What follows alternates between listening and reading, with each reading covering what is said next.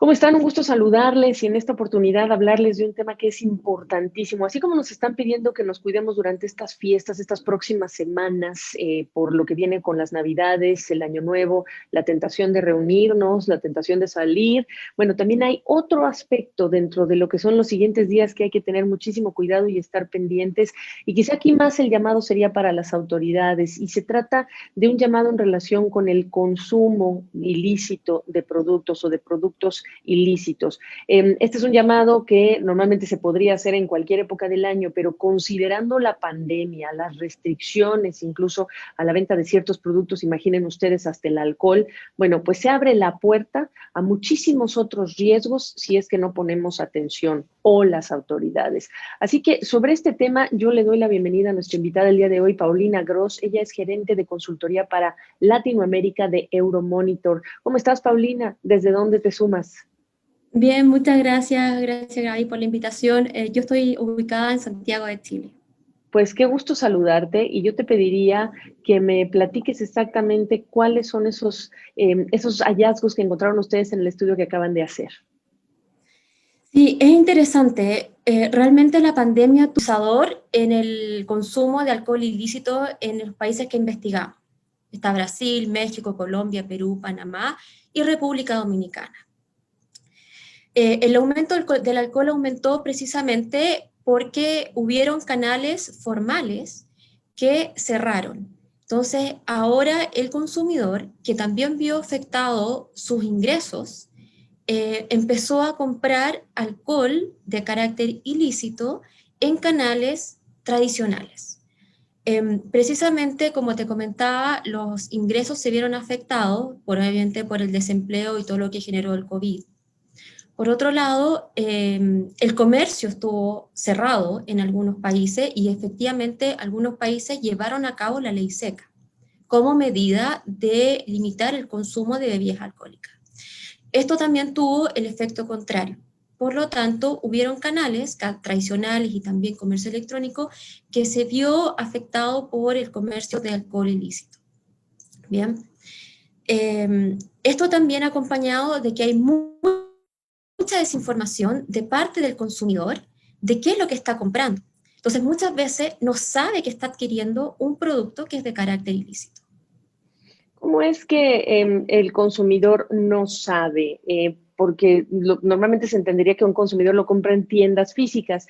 Imagino yo que la puerta se abre mucho desde que estamos operando cada vez más en Internet, pero ¿qué cambia o qué abre más esa puerta? ¿Es la imprudencia del consumidor? ¿Es la falta de información que no está revisando la autoridad? ¿Dónde están esos riesgos? Son varios factores. Por un lado, las bandas criminales han visto una oportunidad de poder comercializar alcohol ilícito en estos canales, ¿no es cierto? Por otro lado, como comentaba, la disminución de los ingresos de los hogares también los impulsan a buscar productos que sean de carácter más económico y las bandas criminales se aprovechan de esto. Entonces también son muy flexibles y ven una demanda y se adecuan muy rápido. Entonces, y también complementariamente, hubo escasez de fiscalizaciones. Entonces fue todo un conjunto de acciones que se alinearon y que impulsaron el comercio ilícito, de alcohol ilícito. Entendiendo que este es un, Ah. entendiendo que este es un riesgo, Paulina, ¿cómo se ve este año versus un año típico, donde no estamos hablando de una pandemia? A ver, el riesgo es precisamente en que consumir alcohol de carácter ilegal o alcohol que está producido con productos que no son para la producción de alcohol tienen un grave efecto en la salud pública. O sea, hemos visto que en República Dominicana este año hubieron 136 casos, si no me equivoco, de personas que se vieron altamente afectadas. Entonces, el consumo de alcohol ilícito muchas veces este está elaborado con alcohol no apto para consumo humano y puede producir desde ceguera hasta la muerte. Entonces, las implicancias para la salud pública son muy severas. Entonces, el consumidor tiene que darse cuenta, y hay varios factores que pueden ayudar al consumidor, por un lado, a identificar que el alcohol está adulterado. Por ejemplo, el precio. Ese es el principal factor que ellos pueden identificar que el alcohol es falsificado o es contrabandeado o que ha sido adulterado. Entonces también se ve en la obligación el consumidor de, uno, por su lado, informarse, y por otro lado, las autoridades, en conjunto con la industria, trabajar de la mano para poder educar al consumidor y combatir a estas bandas criminales. Ok, del caso del alcohol habíamos incluso hablado con otros expertos de la mala decisión de la autoridad al decir, señores, no se puede comprar alcohol por estos días, porque incluso eso abre la puerta. ¿Qué otros productos generan ese atractivo si es que los gobiernos deciden que es la mejor opción es cerrar el paso o interrumpir su venta?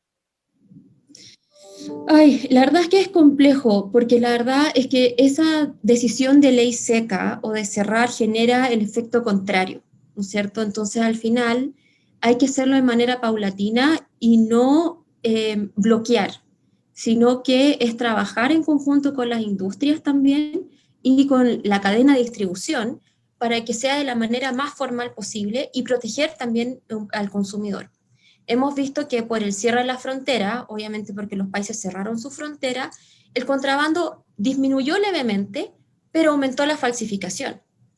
Y eso es más peligroso aún porque estos son productos adulterados, no originales, y que son los que tienen los rastros de metanol, que son los que efectivamente son los que causan el daño a la salud.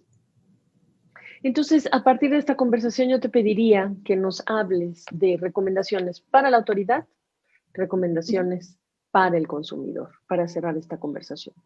Sí, por el lado del consumidor, siempre fijarse en el estado de la botella, del producto. Por ejemplo, uno es el precio, como les mencionaba. Y tenemos dos tipos de productos, los que son contrabandeados y los falsificados. Si es contrabandeado, el estado de la botella va a ser lo principal y los sellos de seguridad que tienen las botellas originales.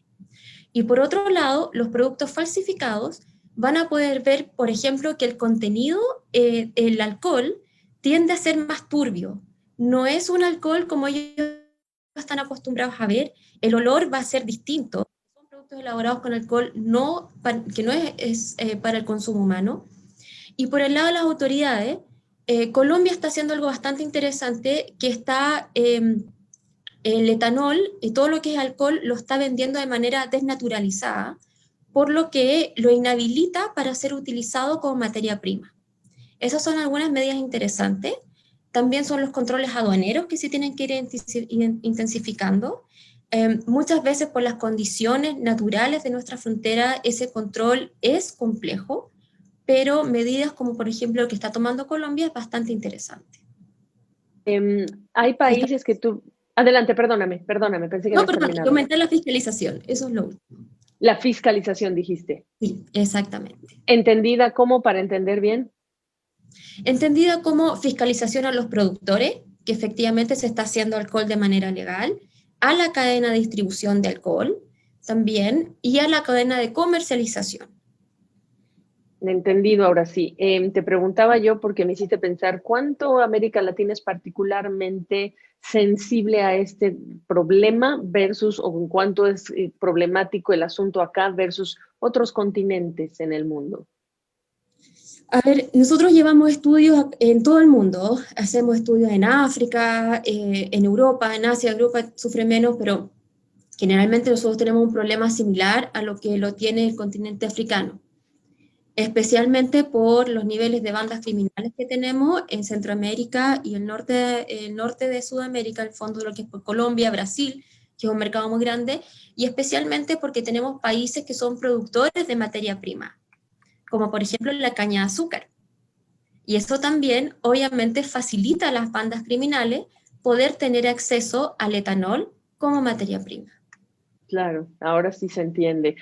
Pues es importantísimo este llamado y queríamos aprovechar esta oportunidad del estudio, de tu presencia, para recordarle a la gente que hay que ser bien cuidadosos en medio de lo que son estas restricciones por la pandemia. Así que yo te agradezco no solamente la visita, sino que nos hayas descrito un poquito a profundidad en lo que hay que poner el ojo. Ella es Paulina Gross, ella es gerente de consultoría para Latinoamérica de Euromonitor. Por favor, regresen para darnos otro tipo de reportes cuando ustedes lo tengan disponible y consideren que es necesario y práctico para la audiencia. Por supuesto.